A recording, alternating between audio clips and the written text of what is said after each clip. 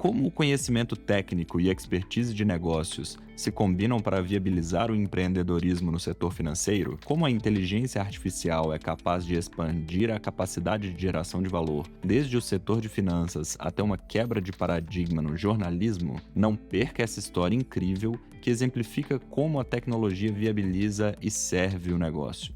Agora, no Data Circle Podcast.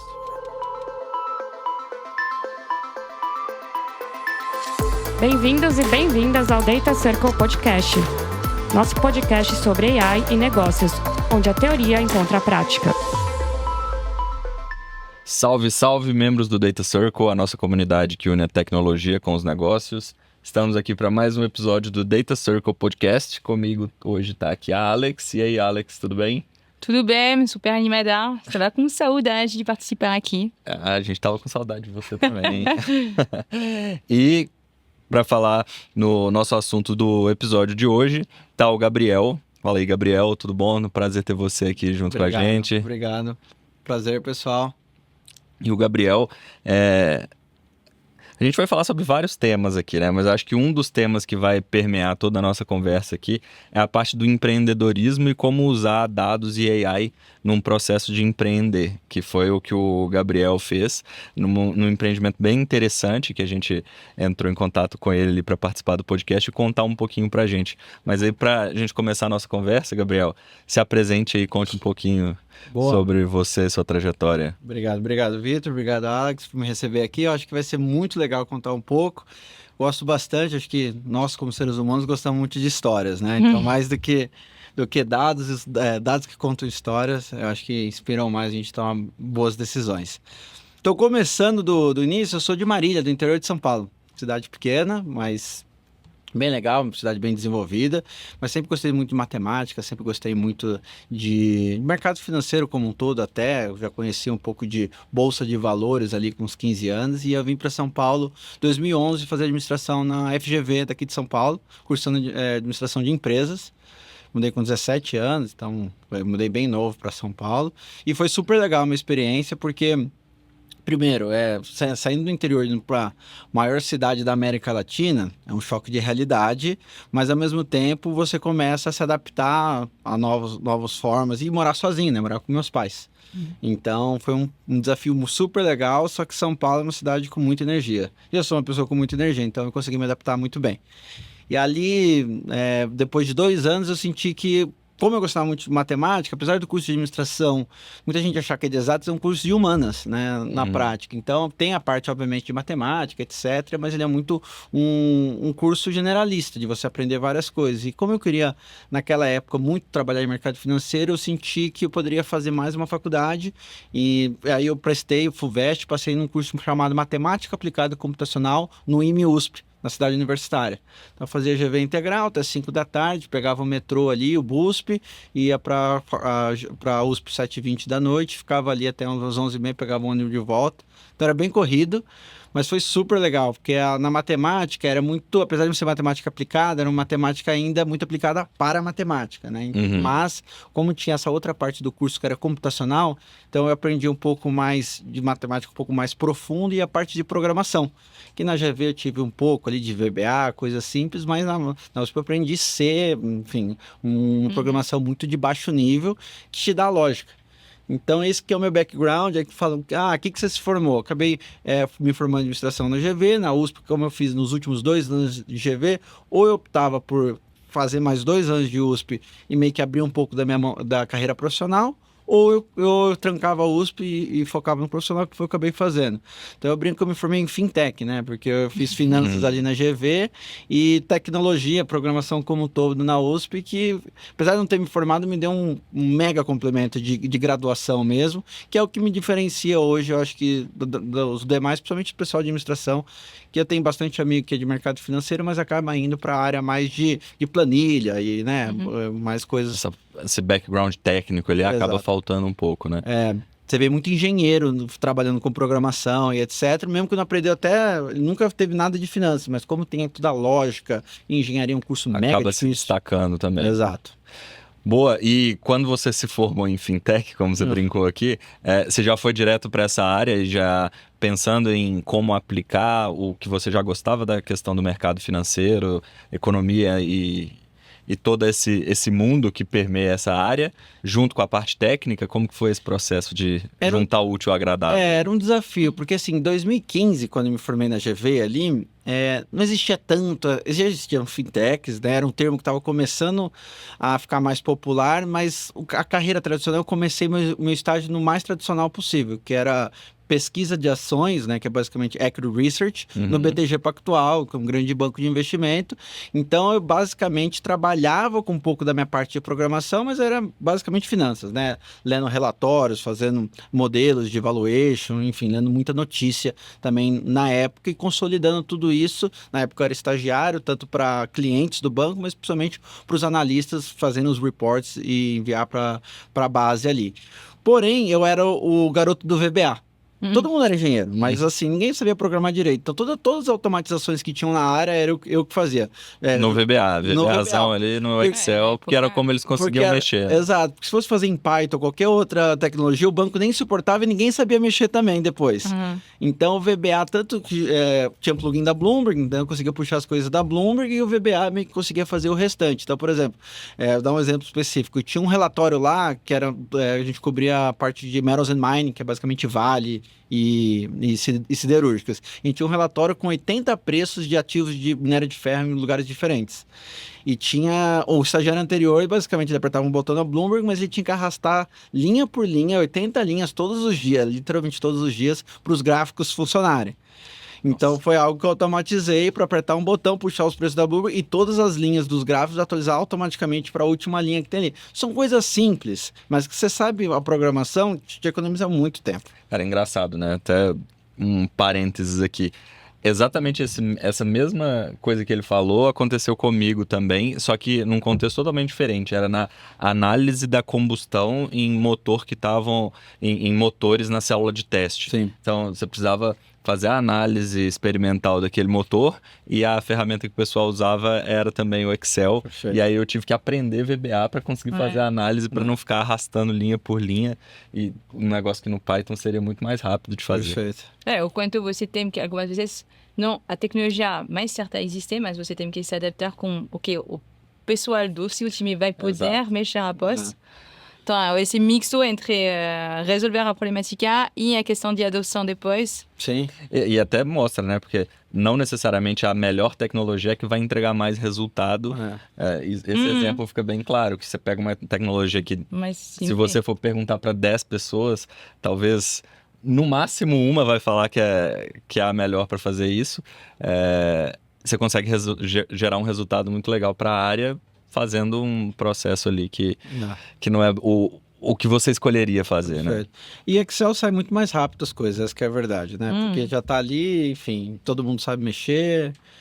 O mercado financeiro ele sobrevive no Excel até hoje, não sei como. Tá mudando isso um pouco, mas ele sobrevive nas custas do Excel. Boa, e aí dentro do contexto de research ali no BTG, você começou a aplicar as análises e automatizações ali, usando naquela época o VBA. Perfeito. E aí como é que foi daí pra frente? Foi legal, só que assim, a parte de research é muito específico, você vira um especialista. Na época tinha poucas pessoas, poucos estagiários lá, então eu cobria Metals and Mining, Pulp and Paper, né, que é Suzano, Klabin, e fazia também a parte de Real Estate, então eu cobria Cirela, Gafisa, então eu acabava atuando em duas células, né, Basic Materials e Real Estate. Aí não era tão especialista porque eu acabava olhando as duas coisas, mas na média só olha uma coisa só olha real estate. Então é super legal que você fica muito especialista, mas eu não queria ser tão especialista e seguir minha carreira. Tão cedo também, né? Tão cedo. Até gostava, porque aprendi bastante de setores que eu nunca imaginei aprofundar tanto, mas eu queria trabalhar ainda mais com tecnologia. Porque, trabalhava com VBA, mas na prática eu fazia tudo aquilo para fazer um relatório financeiro, etc. Então, ali foi em 2014 para 2015, e aí eu comecei a procurar oportunidades. Enquanto eu não achava alguma oportunidade, eu estudei para uma prova de finanças chamada CFA, que é uma prova bem reconhecida, etc., até americana. Passei no CFA nível 1, na época, ali no final do ano, e aí eu consegui uma oportunidade em 2016 para trabalhar em um aplicativo chamado App Renda Fixa. No começo do ano. Então, eu passei na prova, até passei no aplicativo antes, que era de um colega que era CEO e CTO ao mesmo tempo. E aí eu fui para entrar justamente para fazer a parte de programação financeira, além de ser CFO. Então, foi bem legal. O que o aplicativo fazia era basicamente na época da Dilma, o juros estava quase como está hoje, estava 14,25, né? Então, estava rendendo muito CDBs, etc. O que a gente fazia a proposta era ser um buscador de títulos de renda fixa, principalmente títulos bancários, que são CDBs, LCAs, LCIs, de todas as corretoras do mercado. Então, eu tenho R$10.000 para investir para 3 anos, qual que é o melhor CDB atrelado ao CDI? A gente buscava ir lá e dava a melhor taxa do dia. E a ideia de longo prazo era ser uma espécie de marketplace, um busca-pé, que você poderia comprar diretamente na plataforma, ficaria com um FII pequeno, e enfim, e a gente chegou a ter 400 mil usuários, e na média de 50 a 60 mil usuários entravam todos os meses, porque eles queriam cotar, totalmente orgânico, assim, sem nada de meta-ads. Pô, legal. Foi bem legal. Mas você falou que ao mesmo tempo que montou o aplicativo, você era também CFO da empresa? Eu tirei o CFO no final e eu entrei e o aplicativo já estava montado, as primeiras bases, né? Que o dono do aplicativo, ele era da parte de desenvolvimento do Itaú, do bancão, e ele saiu do banco, pegou meio que a rescisão dele, colocou na empresa e contratou um ou outro desenvolvedor, precisava de alguém que soubesse programar finanças, que é uma coisa muito específica, né? Geralmente, ou a pessoa sabe de finanças e sabe no Excel, ou a pessoa é programadora e sabe programar, né? Difícil uma pessoa saber as duas coisas. Então, eu entrei para ser parte de CFO. Então, eu fazia não somente isso, como eu tocava a equipe, pagava os salários, fazia contrato comercial e codava tudo em Python, todos os crawls, tudo que era matemática financeira. Então, startup, você acaba fazendo um pouco de tudo. Bem startup, né? Isso que eu ia falar. E ganhava nada. Eu ganhava o que hoje é um salário mínimo.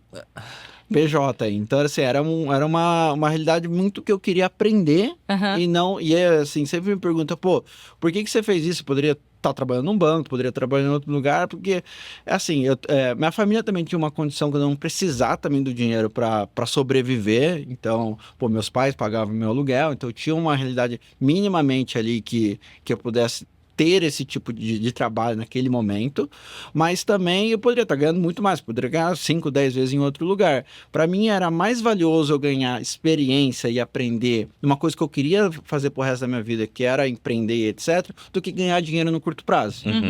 Então, eu sempre dou esse conselho para as pessoas, se você puder, escolha um lugar que você consiga aprender em detrimento de ganhar dinheiro. Se você conseguir aprender a ganhar dinheiro, melhor ainda. Ótimo. No começo de carreira. Depois, quando você está um pouco mais velho, você tem mais obrigações, aí tá na hora de você, passando dos 30 ali, tá na hora de você começar a ganhar dinheiro.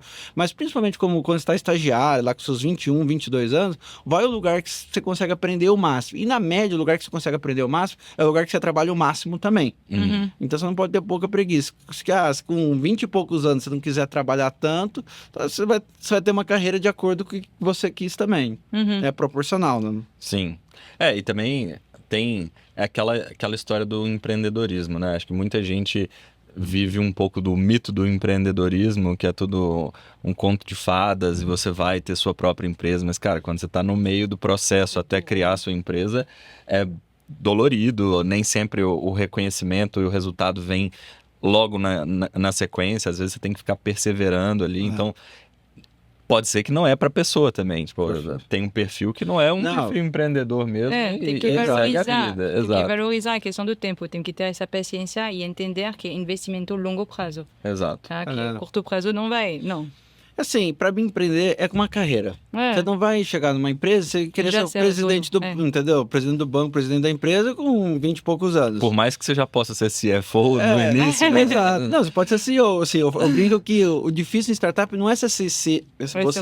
É você conseguir se manter CEO o maior tempo possível. Em 2 anos, provavelmente o dinheiro acaba, né? Então, eu sempre encarei. Até tinha o primo de um dos meus melhores amigos me perguntou uma vez, ele fazia INSPER, na época eu estava indo de carona também de Marília. A pessoa fala, quando eu tinha, sei lá, 20 anos, o que você quer ser de profissão? E eu, ingênuo na época, eu falei, eu quero ser CEO.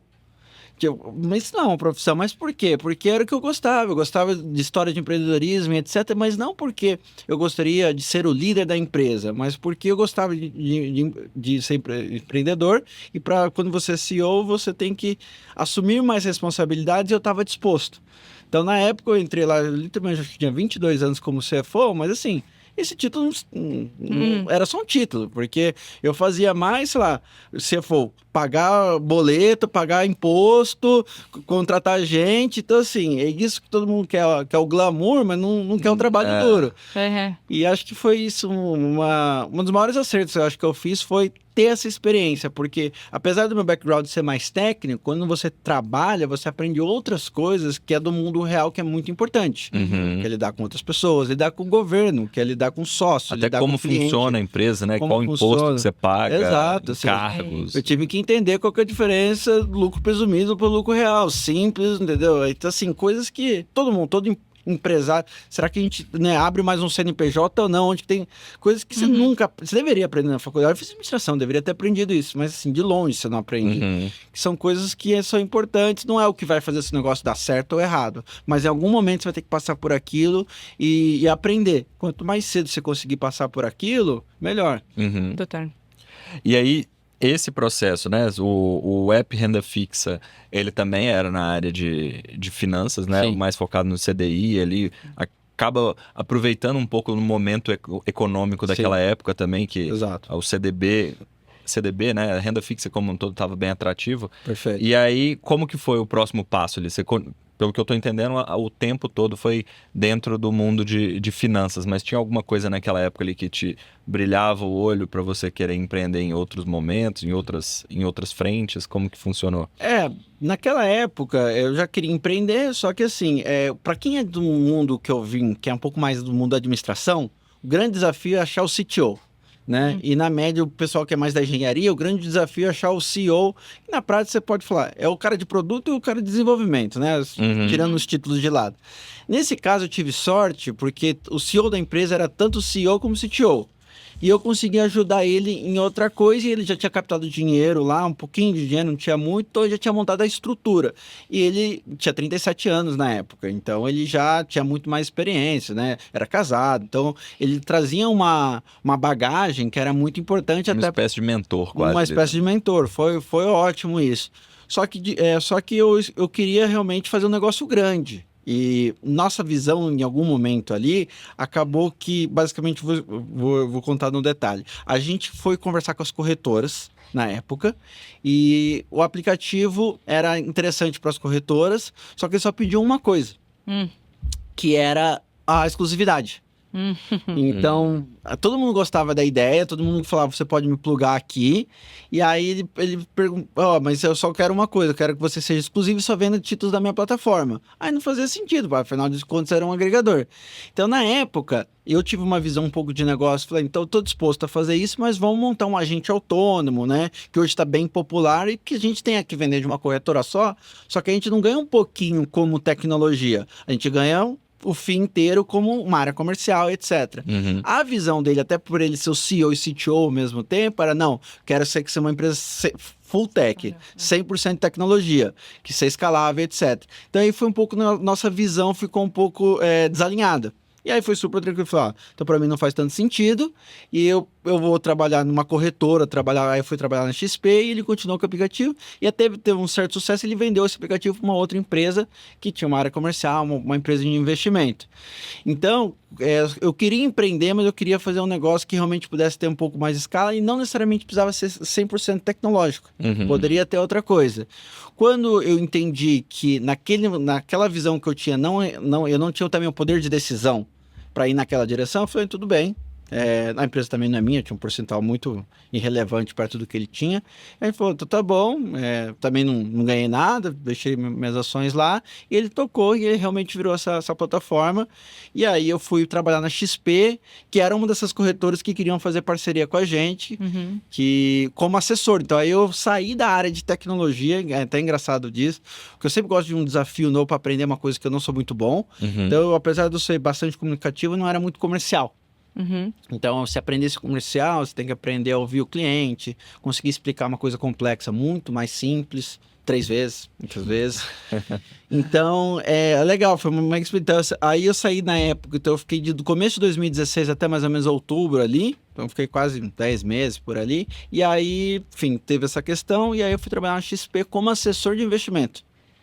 sem programar, aí realmente na parte totalmente atendendo telefone, ajudando os clientes a investirem. Como eu sabia bastante de renda fixa por conta do aplicativo, então assim, eu não via isso como um detour da minha carreira, eu via como era mais um ponto para eu aprender. Só que Mais aí, um passo. mais um passo dentro da jornada, porque como CEO eventualmente de uma empresa, uma das principais habilidades é saber vender. Então eu já sabia da parte técnica, então eu precisava aprender a vender de um mercado que eu gostava bastante, que era o mercado financeiro. Aí eu consegui alinhar os dois, porque eu aprendi e ganhei dinheiro. Não muito, mas ganhei um dinheiro na época. E aí, depois que você trabalhou como assessor... Aí na XP, então, imagino que no final de 2016 até o final de 2018, fiquei 2 anos certinho. E eu fiz também, eu brinco que eu fiz um trainee que eu que inventei. Eu fui querendo mudar de área para conseguir aprender cada uma das áreas. De novo, são objetivos que eu acho que você tem que traçar em termos de o que você quer para sua carreira. Vejo que muita gente é boa, competente, mas elas não conseguem ter um plano para ela mesma, não é o plano de carreira que a empresa impõe, né, para você, mas você pode traçar um plano, ó, daqui um ano eu quero estar nessa área, daqui um ano eventualmente eu quero fazer isso aqui. Óbvio que não é sempre que vai dar certo, mas se você não tiver nem para onde você quer ir, qualquer direção serve, aí você não está indo realmente buscando para algum lugar. Então, o que eu queria? Eu queria empreender novamente, só que primeiro, aí eu falei, pô, como que o meu sócio antigo que fez a primeira empresa, ele trabalhou a vida inteira, juntou um dinheiro, aí ele conseguiu com o dinheiro que ele tinha de rescisão montar. Eu falei, eu acho que em 2 anos eu consigo também juntar uma boa parte desse dinheiro e abrir minha empresa com um CTO aqui. E aí, basicamente, nesse processo, fui como assessor, então eu fiquei 6, 7 meses ali atendendo cliente. Aí depois eu fui para a área de estratégia, que aí eu consegui fazer mais a parte analítica. Então eu olhava o que é a estratégia dentro de uma corretora. Qual que é o melhor produto para você recomendar para determinado cliente, baseado na alocação de investimento de portfólio ideal para aquele cliente. E a gente alinhava isso com os produtos que tinham no mês, tanto ofertas primárias ou os fundos que tinham disponíveis na plataforma. E isso tudo me deu uma visão um pouco mais estratégica do negócio corretora. Então, num primeiro momento era, né, mais olhando parte técnica, depois eu fui comercial, depois eu virei mais estratégia, que aí eu começava a falar com a diretoria comercial, porque a gente que montava essa estratégia, porque os assessores que vendiam, isso batia ou não a meta da empresa. Nessa parte eu voltei a usar o VBA de novo, então sempre era o meu, porque eu tinha que fazer análise de eventualmente 500, 1 milhão de clientes, não dava pra fazer na mão. E até eu substituí, aí a pessoa que tocava isso era um japonês da Polis, super inteligente, que virou sócio lá com 7 meses, ele foi até para uma área de Data Science dentro da XP, e eu assumi meio que a cadeira dele. Então, por exemplo, uma das coisas que eu fiz lá na época, e assumi, foi a parte de planilhas de alocação. Então, o assessor antes ele pegava, quero te mandar uma proposta de alocação de R$200 mil para você investir aqui dentro da XP. Cada um mandava de uma forma. E demorava meia hora, 20 minutos, que eu escolhia o fundo A, o CDB tal, etc.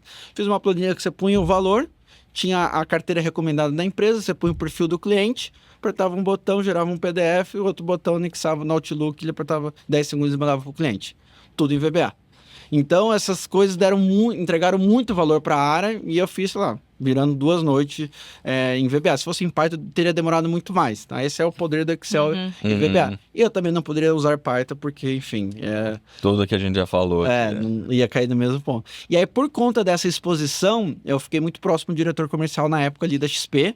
E aí ele me puxou para ser um Product Owner, né? Gestor de squads. Um dos primeiros na época em que a companhia inteira passou por uma transformação de virar uma empresa de finanças clássica com uma área de tecnologia para virar uma empresa de tecnologia que oferece finanças. Então, basicamente, o que eles fizeram é quebrou uma área de tecnologia e fez squads por objetivo. Então, uma squad para o aplicativo, uma squad para assessoria, uma squad para renda fixa. E eu fui um dos primeiros a encabeçar esse projeto, porque eu conhecia da cozinha, né? Eu conhecia da parte de assessoria e finanças, mas também entendia de tecnologia. Então, era, de novo, eu brinco que eu me formei em fintech, porque justamente são essas duas coisas que acabavam eu estando no lugar certo na hora certa, porque era difícil ter a pessoa que tinha as duas habilidades. E esse processo, né, de colocar a tecnologia, que a gente sempre fica falando aqui, acho que quase todo episódio a gente fala, que é de colocar a tecnologia em função do negócio, é exemplificado por esse movimento, né? Então, se você coloca o time de tecnologia lá na ponta, você quebra aquela barreira de um time de tecnologia centralizado e consegue distribuir esse pessoal lá onde o problema está acontecendo, você começa a realmente fazer a tecnologia trabalhar para o negócio de um jeito mais ágil, né? De um jeito que gera mais resultado, foi o processo ali que você viu de mudança de estratégia da XP, que exemplifica muito isso. E a XP teria quebrado, na minha opinião, e se não fosse essa mudança cultural, foi muito profundo. O CEO e toda a diretoria foi para o Vale do Silício, foi para a China, eles foram para tudo quanto é lugar para aprender, e investiram muito dinheiro, assim, trazendo Agile Coach, trazendo consultorias, assim, para realmente conseguir transformar. E teve muita resistência, teve que ter uma mudança cultural muito grande, porque é mais fácil você criar uma empresa do zero com a cultura do que você modificar, mas eles tinham que fazer, a empresa não ia sobreviver. E hoje a XP que é a maior corretora do Brasil independente, muito por conta disso. Esse processo também de criar cultura não é uma coisa que você vai chamar alguém e vai falar, cara, como é que é a minha cultura nova aqui? Ah, toma aí. Comprei uma cultura nova, aí você entrega a cultura e agora a cultura é diferente. É um processo, né? Então, se a XP só quisesse mudar a cultura, mas não investisse na prática, para o pessoal colocar mesmo em prática tudo que está sendo planejado ali por trás, ia virar um PPT que ninguém ia abrir, ia ficar numa gaveta. Mas eu achei legal que você falou, tipo, essa mudança de cultura, você falou, não se faz assim. É um investimento que vai até o CEO, tá? Que o CEO foi se formando também para tirar a companhia nesse sentido.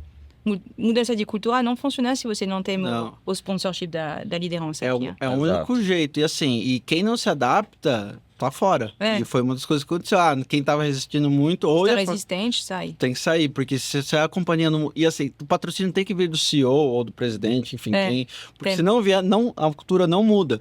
E eles perderam muito dinheiro. Não é que é só, não, vou mudar, o CEO tá patrocinando. Eles perderam muito dinheiro, porque eles erraram muito. Porque você não sabe fazer, nem o CEO sabe.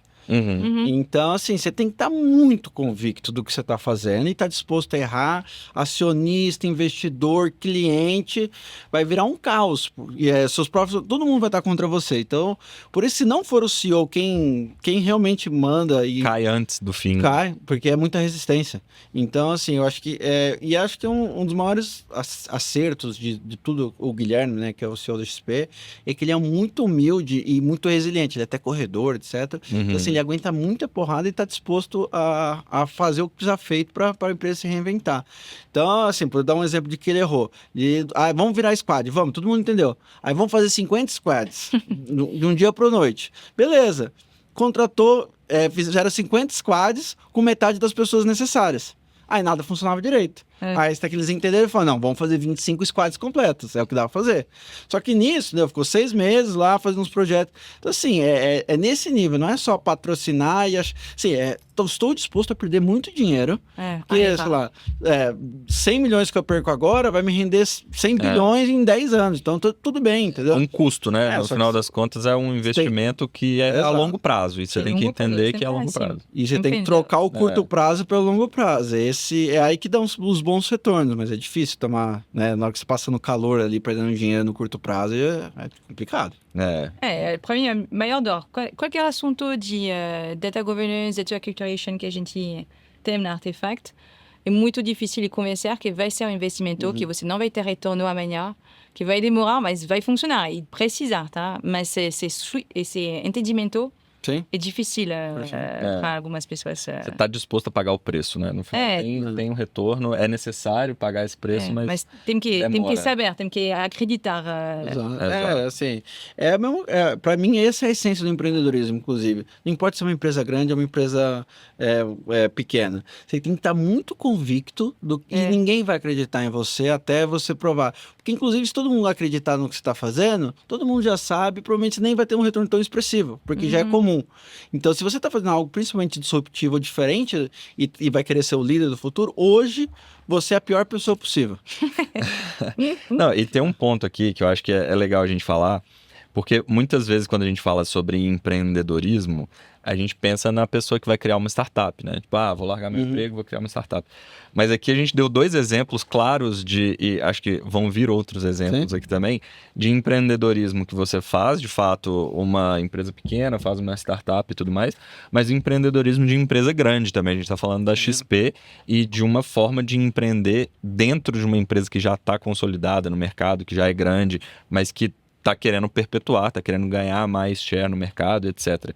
Que é justamente essa questão da estratégia. Você tá disposto a pagar pagar o preço e correr atrás de uma coisa que vai vir no longo prazo, que é... O princípio é muito semelhante da empresa pequena e da empresa grande. Você precisa querer correr atrás e pagar o preço por uma coisa que vai vir lá no ponto futuro. E se for olhar, assim, em termos de até ter um comparativo, quando eu estava lá, a gente fez uma comemoração com a turma que a gente bateu 50 bilhões de custódia na corretora. Ou seja, os clientes, os investimentos dos clientes na corretora somavam 50 bilhões de reais total. Hoje a corretora tem 1 tri. Ou seja, sei lá, é 20 vezes de... Mas, então, assim, na verdade, ele era uma startup, porque ele era 20 vezes menor do que ele é hoje. Ele tá falando de 5, 7 anos, entendeu? Então, você tem que ter um sonho muito grande, muito alto, e falar, pô, mesmo hoje com uma empresa que tem 50 bi de patrimônio, eu sou uma startup perto do que eu vou ser lá. Aí hoje tem outros desafios, que é, agora eu sou grande, como que eu manejo, né, parei de ser um jet ski e virei um transatlântico, aí tem outros desafios que são mais complexos, mas por isso que eu acho que assim, que o empreendedorismo, uma vez ser empreendedor, você sempre vai ser empreendedor, eu acho que até em algum momento, na hora que a empresa fica grande demais, tem que sair da empresa. Porque o seu trabalho é ser empreendedor, não é ser gestor de grandes... Por exemplo, pega o caso da Apple. O Tim Cook é muito melhor que o Steve Jobs para a Apple que é hoje. Ela não inova tanto, mas porque ela não é uma empresa de inovação, ela é uma empresa de geração de caixa, de fazer mais um iPhone e vender gadget. Agora, você quer criar uma nova empresa, se o Steve Jobs fosse vivo, aí seria o Steve Jobs criando uma empresa nova. Exato, com uma coisa totalmente revolucionária. Então, tanto que o Steve Jobs foi demitido da Apple por conta disso.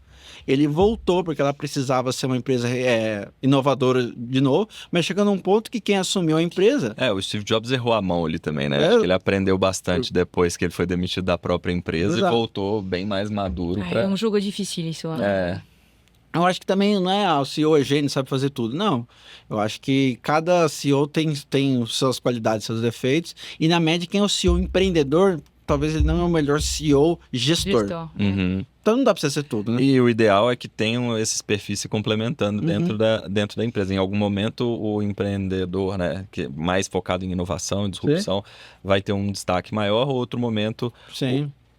Inclusive, enquanto esse cara tá trabalhando para inovar, o resto tem que funcionar, né? Perfeito. Então é o papel também da outra pessoa que mantenha a lojinha funcionando. E você sai, vira presidente do conselho, ou sai, abre um fundo Venture Capital, por exemplo, e vai co-empreender com outras pessoas. Tem várias alternativas. Né? Exato. Boa, Gabriel. E aí? A gente falou aqui da XP, mas acho que eu queria dar uma acelerada aqui para o que você está fazendo hoje, que eu acho que é bem interessante da gente comentar, que também está dentro da área financeira, né? Acho que sua carreira toda foi dentro dessa área, mas com uma abordagem, um ponto de vista um pouco diferente do que você trabalhou até agora. Então, até agora no ponto da história. Então eu saí da XP ali em 2018, tá? E basicamente da XP eu aprendi bastante, e aí tudo que eu fazia ali era sempre com esse intuito que eu te disse de desenvolvimento. Óbvio, eu entregava valor para a companhia, né? Os clientes ficavam felizes, os diretores, mas era muito pensando em como que eu poderia ser um profissional melhor. E aí eu saí no final de 2018 para montar minha última startup, que era o Carteira Global, que era um software de consolidação de carteiras, junto com o meu amigo e sócio, que é de Marília também, que era o CTO.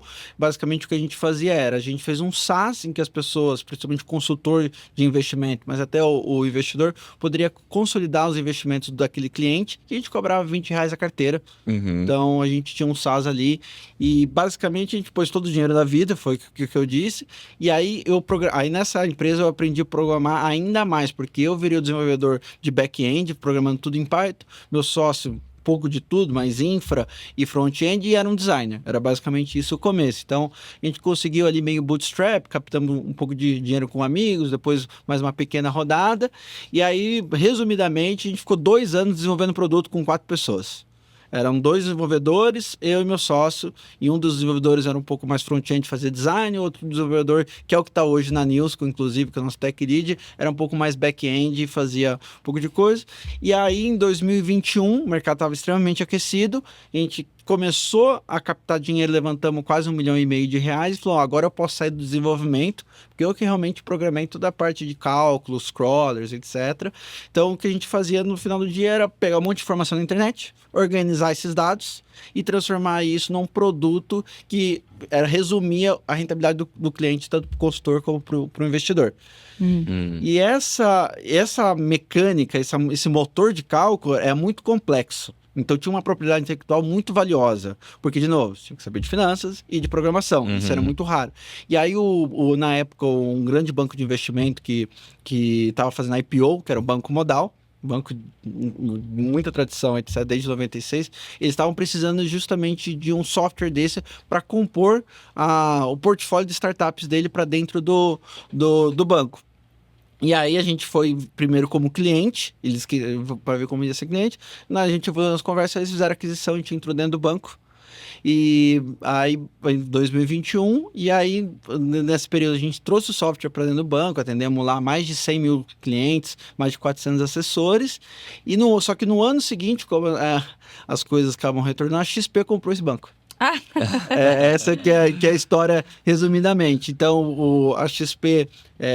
já tinha recebido um investimento do Itaú lá atrás, ela tinha um período de não compete, ela adquiriu o banco. Então, ali em 2022, eu volto para a XP para fazer produtos digitais, mas em 2023, a XP acaba tendo uma diretriz de corte de custos, etc. Então, as coisas que estavam dentro do banco foram migradas para dentro da XP, porém, várias startups não foram e o Carteira Global acabou não sendo uma dessas startups e a gente conseguiu ter uma saída um pouco antecipada e aí no final de 2023, a gente saiu mais ou menos em setembro, aí eu trouxe obviamente meu sócio, que é o sócio da Newsco, que é o meu CTO, e o Tech Lead e o Design Lead para ser sócio da Newsco, e a gente montou ali no final de 2023, principalmente no começo de 2024, o que é hoje a Newsco.ai, que é uma empresa que a gente traz todo esse background, mais voltado para o mundo de notícias de forma geral até. Então a gente traz o background de finanças, que tem muita notícias, né? O mercado financeiro ele se baseia muito em notícias, mas dentro da Newsco a gente tem uma missão um pouco maior do que simplesmente conseguir mostrar rentabilidade, gráficos e relatórios. A ideia é que no Brasil existe uma grande oportunidade, um grande problema com o jornalismo, principalmente o jornalismo local. Então, existe até um termo que chama deserto do jornalismo no Brasil. E a gente acha que a AI ela é a forma de a gente revitalizar a forma que as pessoas consomem notícias, mas também a forma que as pessoas criam e distribuem essas notícias. Essas pessoas, principalmente os jornalistas. Né? Então a gente teve o advento da internet, que já machucou um pouco os jornais impressos. Depois a gente teve as redes sociais, que tirou quase toda a receita, pelo menos a internet, o Google te remunera no seu site, né? Um pouco. As redes sociais praticamente não remunerava ninguém, né? Então você colocava ali, até os grandes veículos tiveram muita resistência em ter suas páginas no Instagram, no Facebook, mas não tiveram. E aí a AI você pode enxergar de duas formas. Ou é a última rasteira que vai no mundo de produção de conteúdo, que seria um cenário péssimo. Imagina que daqui a 5 anos a gente não tem mais jornalista, a gente não poder confiar em pessoas profissionais. Essa, eu acho que a gente tem que... a gente vai o apocalipse. O apocalipse da... Isso vai ser a fake news. Exato. É que você não sabe mais... E hoje já tem um problema. Então, na verdade, a gente enxerga que a IA, da mesma forma que foi o computador, ela vai ser uma ferramenta para quem é criativo, quem tem criatividade, consiga produzir ainda mais e melhor e não se importar com as coisas de computador.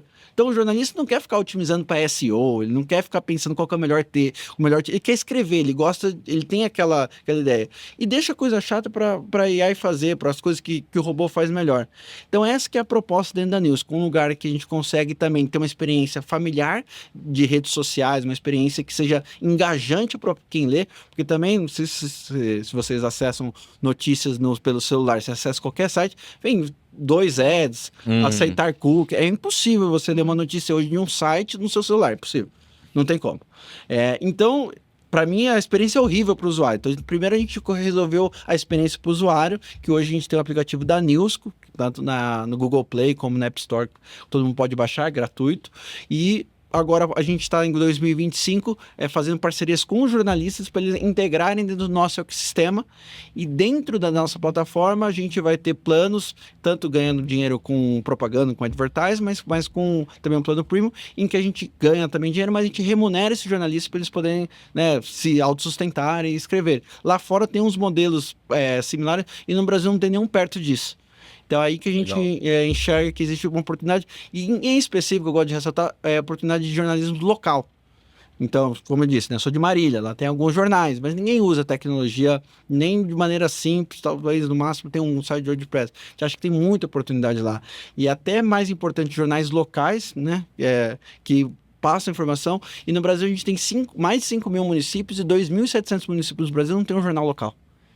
Tá. Então a gente tem literalmente um problema, que a gente chama de deserto de informação no Brasil. E a Newsco pretende resolver isso. Legal, muito legal. E a Newsco também começou mais focado em finanças ali também. Como que foi esse link entre o processo passado ali, do seu background com a ideia da Newsco? Legal. Sim, dentro do Carteira Global, nosso trabalho era buscar informações da internet. Boa parte dessas informações eram notícias. Uhum. Então, porque no mercado financeiro tem muita notícia, né? Até uma das maiores empresas de fintech do mundo é a Bloomberg, que é um terminal de cotação, mas que é um canal de TV, enfim. Estou usando para minha notícia. Perfeito. Ou a Reuters também é. Então, assim, não é tão... A pessoa, mas você trabalha no mercado financeiro, se for para notícia? E é software também, então não é que eu estou entregando pizza ou entregando, né, uma mercadoria. Estou fazendo algo dentro da minha área de expertise. Só que onde que eu acho que foi o momento decisivo da gente falar, a gente não vai fazer isso só para o mercado financeiro? Porque a gente queria focar no primeiro momento para o mercado financeiro, pegar muito na hora que a gente descobriu, na hora que ficou popular no final de 2022, GenAI. Na hora que você... É o mesmo trabalho, só que agora você tem um algoritmo que é pouco mais inteligente, não tem toda a inteligência do mundo, mas é bem inteligente, que consegue crunch the numbers e as informações, conseguir traduzir isso de maneira resumida. A gente falou, isso aqui não serve só para o mercado financeiro, isso serve para qualquer pessoa que quer ter o tempo economizado com notícias curtas, mas não rasas. E isso por exemplo, a gente tem uma metodologia na Newsco que chama Smart Newsco, que é baseado num livro chamado Brevidade Inteligente, uma grande newsletter dos Estados Unidos chamado Axios. Em que ele tem toda uma metodologia de como que você escrever uma newsletter de forma que ela seja objetiva, não enviesada, que ela traga os principais pontos para você conseguir não precisar passar 5 minutos lendo, né, ter muita injeção de linguiça, e absorver todas as partes mais importantes do conhecimento, mas em 1 minuto, ao invés de 5. E a gente pegou toda essa metodologia, um livro realmente objetivo também, até por conta da metodologia, e fez um prompt, que a gente consegue ter tudo isso bem catalogado. O prompt tem 1000 linhas, esse prompt. Então, por exemplo, uma notícia hoje que demorava 3 segundos para gerar, demora 60. Porque ela tem vários agentes, etc. Então a gente acha que a Newsco, a gente não está fazendo só uma nova forma de você consumir no sentido de ter um aplicativo, mas a forma de você ler o conteúdo da notícia, ela também tem que se adaptar para a nova realidade. Hoje a gente não passa mais de 5 segundos, 10 segundos vendo um vídeo eventualmente. Então se as notícias também não forem um pouco mais rápidas, direto ao ponto, vai ser muito difícil. Um processo de adaptação, né? No final das contas, da adaptação, nesse caso, das notícias para o mundo como ele é hoje. Exato. Hoje, você gasta muito mais tempo vendo vários Reels, por exemplo, no Instagram, do que propriamente assistindo um vídeo enorme no YouTube. Isso. E a pessoa quer ficar no máximo 20 segundos ali vendo e passa para o próximo. É isso. E até assim, tem a palavra do ano passado, pelo dicionário de Oxford, foi brain rot. Foi escolhido como a palavra do ano, que é basicamente o apodrecimento do cérebro em português. Porque é o que essas redes sociais fazem. Não que seja inútil, eu acho legal, é legal passar o tempo ali, mas você ficar, a média de uso de TikTok é 60 minutos por dia. Se você perguntar para média das pessoas, o Instagram é 24 minutos, 24, 25. Se você passar 60 minutos por dia e você perguntar para qualquer pessoa, qual que foi o segundo ou terceiro último vídeo que você viu? Não lembra. Não lembra. Ou seja, então a Newsco é justamente só que a alternativa é você ler um jornal que seja na internet e sim, você tem que se esforçar muito. Então é um trade-off muito de não ter que fazer nada para ter que fazer muita coisa para aprender. A Newsco quer se encaixar bem no meio, um lugar que você consegue ter informação de uma maneira simples e legal, mas que em 15 minutos você sai sabendo o que você tem no dia. Se a gente tiver 12 minutos de utilização por dia, já tem metade do Instagram. Eu já acho que a gente conseguiu ter bastante sucesso na nossa jornada. E essa mesma metodologia, essa mesma tecnologia, a gente quer licenciar para qualquer jornalista que queira produzir notícia e melhorar suas notícias com a nossa tecnologia e também ser monetizado através da nossa plataforma. Vira quase um ecossistema do jornalismo ali, e não necessariamente focado, igual a gente estava comentando aqui, no mercado financeiro, mas expandindo, né? A partir do mercado financeiro, vocês descobriram a oportunidade de levar isso para audiências bem mais amplas. Você tem noção quantas pessoas assinam um jornal, contando com o jornal digital no Brasil?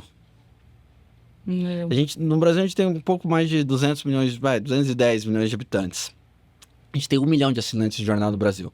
Quando você considera agora, tem muitos jornais que têm assinatura de R$1,90, dá 1 milhão e 700. A gente tem pelo menos uns 25 milhões de assinantes de Spotify no Brasil e de Globoplay.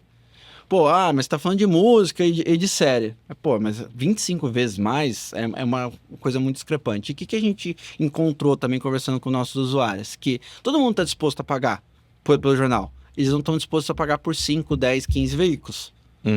Da mesma forma que você não está mais disposto a comprar 25 CDs no iTunes. Você assina no Spotify e até existe um problema com o streaming hoje que tem que assinar 5, né? Exato. Então você acaba nem assinando, de vez em quando você assina e deleta. Então assim, a gente quer transformar da mesma forma que o mundo de música, quando o Spotify surgiu, ele estava combatendo a pirataria, que é o que pode acontecer com AI de alguma forma, para conseguir fazer um modelo de negócio que, com uma assinatura, a indústria da música perdesse dinheiro no curto prazo, que era pegando o ponto lá que a gente falou, é como se a indústria da música, do jornalismo tivesse que investir em perder dinheiro, para no longo prazo a gente trazer para 1, 5, 10 milhões de assinantes. E se a Newsco não for o único aplicativo e tiver mais 2, 3 concorrentes da Newsco, a gente vai estar feliz porque a gente comprovou que funciona. A tese é verdadeira. E aí tem 10 milhões de brasileiros pagando pelo jornalismo. Aí a gente vai ganhar um pouco do dinheiro, mas outras empresas também. Só quem vai ser o principal beneficiário vai ser a indústria do jornalismo no Brasil. Então é a mesma coisa quando o Elon Musk fez a Tesla lá do carro elétrico. Todo mundo era contra o carro elétrico. Agora tem até carro elétrico melhor que a Tesla, só que o mundo foi para elétrico. Então, por mais que a Tesla quebre, ele não vai quebrar, né? A gente acha. Mas o mundo foi para elétrico. Então, parte da missão dele, ele conseguiu fazer com a empresa. É o que a gente acredita na Nilson. Legal, muito legal. Uma dúvida, então, sobre essa ferramenta de AI que você está disponibilizando seja empresas ou jornalistas. Tem tudo justamente esse assunto de fake news e de poder justamente verificar o quanto é viável uma informação. Você está trabalhando também com essa questão de verificar, de provar e se assegurar que o que vai ser postado através da Newsco esteja certo? Tipo, você tem um plano sobre isso? Como funciona? Sim, fake news é um assunto muito delicado, porque existe opinião enviesada e existe fake news. É bem diferente isso. Por exemplo, né, um determinado deputado pode falar uma coisa, é meio que a opinião dele, é uma opinião extremamente enviesada da opinião dele, mas não é necessariamente uma fake news, né? Fake news é quando tem uma coisa objetiva que fala que é 1 mais 1 igual a 2, fala que é igual a 7. Isso é fake news. Então, como que a gente faz para tentar combater? O jeito, talvez, ideal é ter as agências verificadoras que a gente tem no Brasil. Mas o que a gente faz? A gente não procura as informações em qualquer site. Não procura no Twitter, por exemplo. A gente não consolida de redes sociais. A gente só tem veículos que a gente olha, a gente verifica que são veículos que têm credibilidade. Inclusive, o maior benefício do jornalismo, a maior proposta de valor que tem um grande veículo é a credibilidade. O que acontece é que cada vez mais os veículos têm dado mais opinião no lugares de informação. Então está cada vez mais enviesada, mas isso então assim, como a gente trabalha com isso? Se você quer dar sua opinião, tudo bem. Na minha opinião, as pessoas devem ter direito a ter liberdade de expressão, mas deveria estar escrito lá, opinião, alguma coisa assim. Quando você dá uma matéria de contexto geral sobre política, deveria ser o mais isento e o mais objetivo possível. A gente usa a IA justamente para combater isso. Obviamente nunca é perfeito, mas o que a gente faz? Eventualmente, para produzir uma matéria, a gente pega 55, 100 fontes, eventualmente, e dessas 100 fontes que dá muitos caracteres, a gente reduz para poucos caracteres, instruindo no prompt, como eu te disse lá, para tirar o maior ponto de viés e deixar objetivo. É como se eu fosse um jornalista, uma pessoa, e lesse todos os jornais e falar, ó, essa é a média da verdade. Tá. Então eu tenho jornais de extrema esquerda, extrema direita, jornais de centro, ou de centro-esquerda, centro-direita. Você pega tudo aquilo, dá um pouco mais de centro. Mas mais do que isso, quando você tira as opiniões e tenta deixá-la mais objetiva possível, você consegue chegar no mais perto da verdade, ainda assim que se tiver pessoas mais jornais falando de um lado, acaba puxando um pouco para o lado, e assim sucessivamente. Mas quando você reduz a matéria e fala para ele ser curto e objetivo, você consegue tirar muito dessa questão de viés e opiniões. Legal. Acho que é um ponto importante de falar.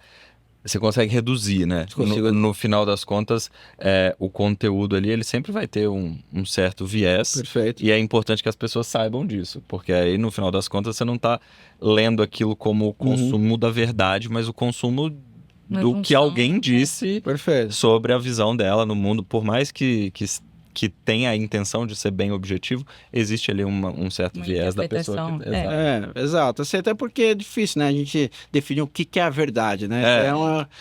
Vários filósofos, né? O que é a verdade objetiva. Mas na prática, a gente tem as duas coisas. Então, a gente tem matéria que são assuntos de utilidade pública, que a gente fala que são assuntos gerais, em que a gente se sente no direito de principalmente conseguir trazer uma matéria mais reduzida e sem viés, mas a gente tem matéria especificamente do portal, que a gente coloca lá, tem os bullets que você consegue ler de forma resumida, mas tem um botão para você ir para o site da pessoa e ler como ela escreveu, e a pessoa ainda ganha com ads, etc, e ler a matéria na íntegra. Ok. Então a gente não somente traz o resumo para ajudar o usuário, mas também é uma forma de distribuir e falar, gostei, eu quero... E o resumo ele é raso, né? Ele é porque muitas vezes é só 2, 3 linhas, né? Em bullet point. Então você quer aprofundar, tá aqui e você dá o deep dive. Legal.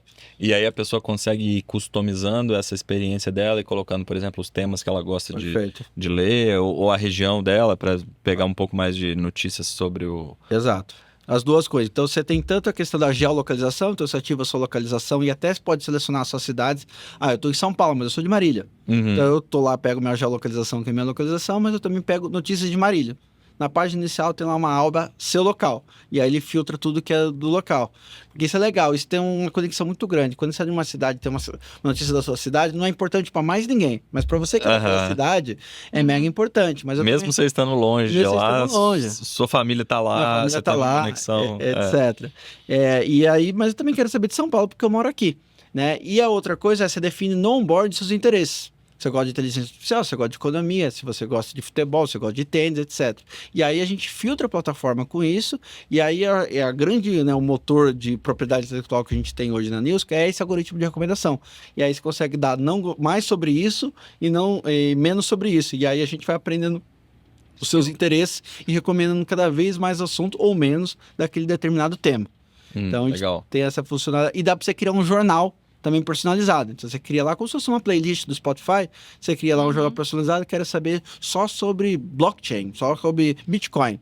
E aí todo dia de manhã a gente faz um jornal personalizado automático. A gente pega 400, 500 notícias baseado nos seus interesses e te dá as 5 principais notícias do dia que você pode tanto ler, mas também pode ouvir. Tanto uma das principais utilizações da News que nem é tanto lendo, é ouvindo. É ouvindo? Ah, que legal. Porque a pessoa está indo para o trabalho, no carro, na academia, fazendo café da manhã. Enfim, tem várias formas de utilizar a News. Então a gente tem o texto no aplicativo, o áudio, e também a gente manda essas mesmas informações via e-mail através de uma newsletter, que é a primeira newsletter personalizada do Brasil. Pô, legal. Que inclusive esse é o tipo de tecnologia que a gente disponibiliza para os jornalistas se eles querem utilizar para conseguir criar as notícias de maneira mais escalável, ou a newsletter que seja. Legal. Última dúvida, tá? Sim, fica à vontade. O que você falou é mais ou menos o mesmo time que antes, que está trabalhando agora com você nesse projeto.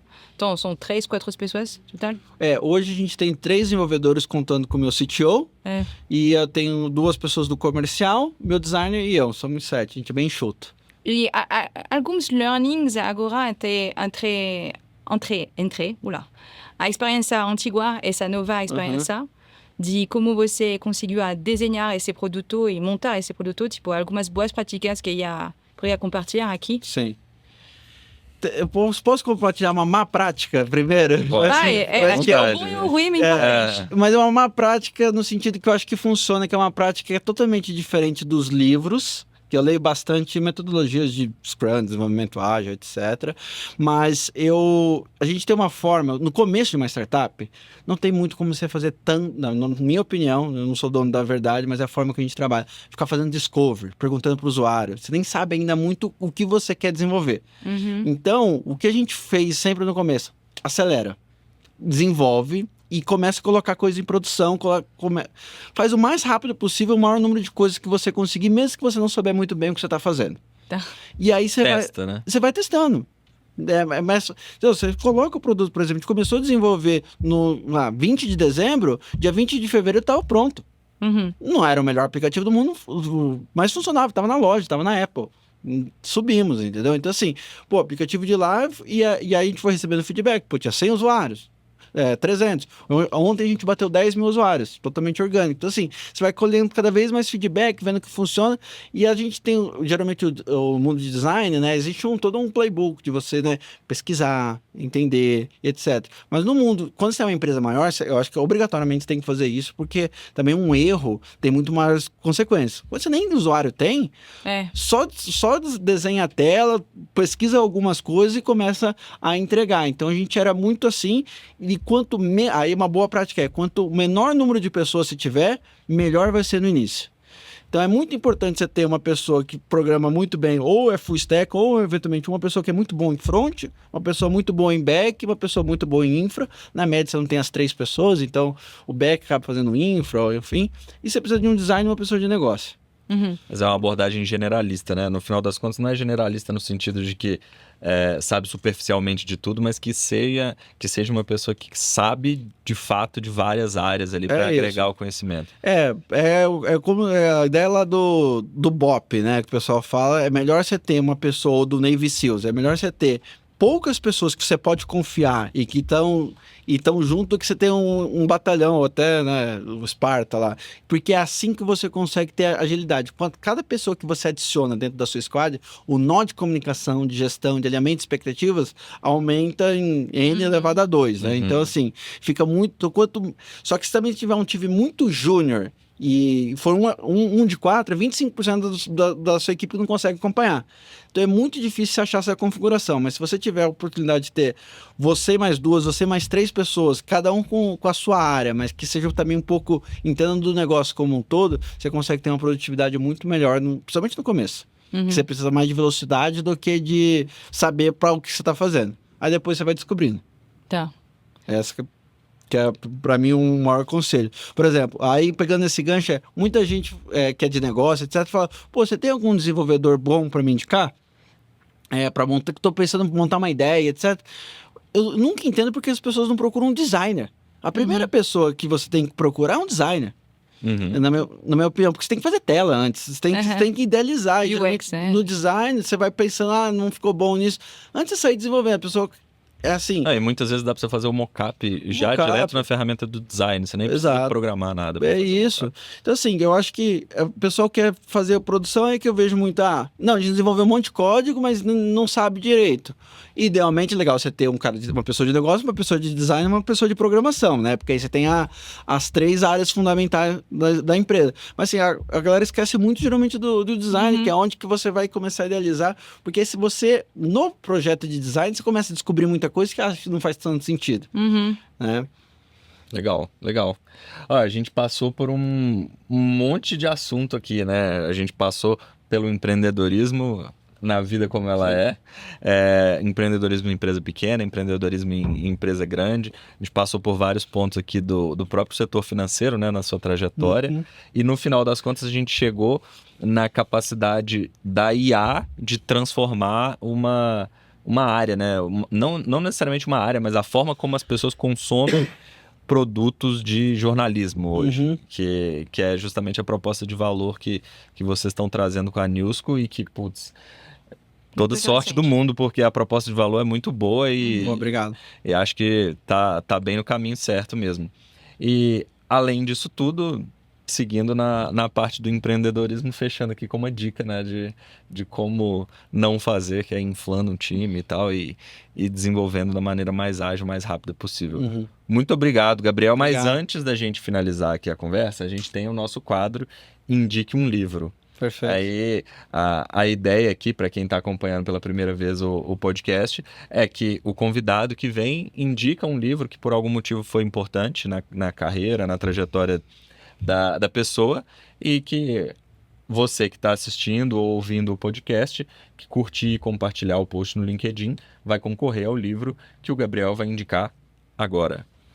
Um livro que o pessoal não indica muito, que eu gostei, me impactou recentemente, chama Cold Start Problem. O problema do começo gelado, por assim traduzindo. A partida frio. Da partida fria, do Andrew Chen, que ele foi VP de Growth do Uber, e hoje ele trabalha na Anderson Horowitz, na A16Z, com uma parte de cripto também.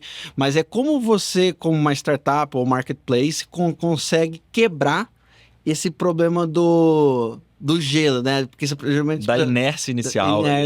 Geralmente você tem precisa de oferta e demanda ao mesmo tempo, e casar essas duas coisas. Não é spoiler, mas ele começa o livro assim, que o Uber, ele pagava um salário fixo para ter motoristas rodando em São Francisco no começo do Uber. Para ele conseguir conseguir ter oferta de carro, para na hora que alguém chamasse o Uber no aplicativo, em 5 minutos ter lá. Assim, coisa que ninguém sabe. Legal. E aí só que ele explora muito mais como que você faz aí é um negócio de nicho, como que você faz as redes adjacentes, e você cresce a partir daí. Esse livro foi muito legal. Muito legal, muito legal. Bela indicação.